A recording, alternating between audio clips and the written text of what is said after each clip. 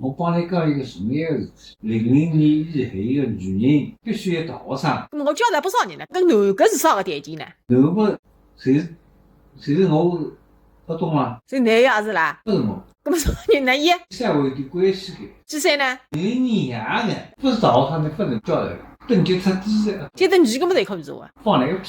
人高智慧还好来啦。那人家稍微等级，博士啊，比博士还去高。博士嘿，你搿搭喊个人，你哪会得自家寻勿着？啥体我勿来交代？你搿搭冤谁哈？你侪是眼高干，看勿起别人家，一女搿么哪夯个屁！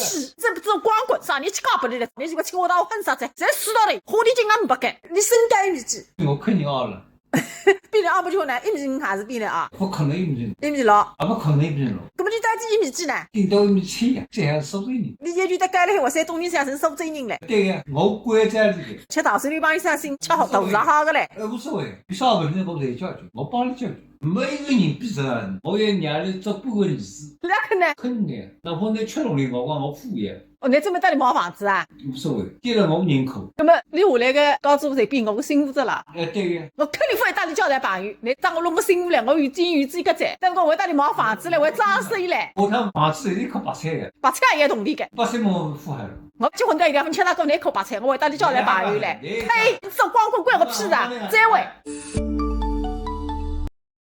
小红书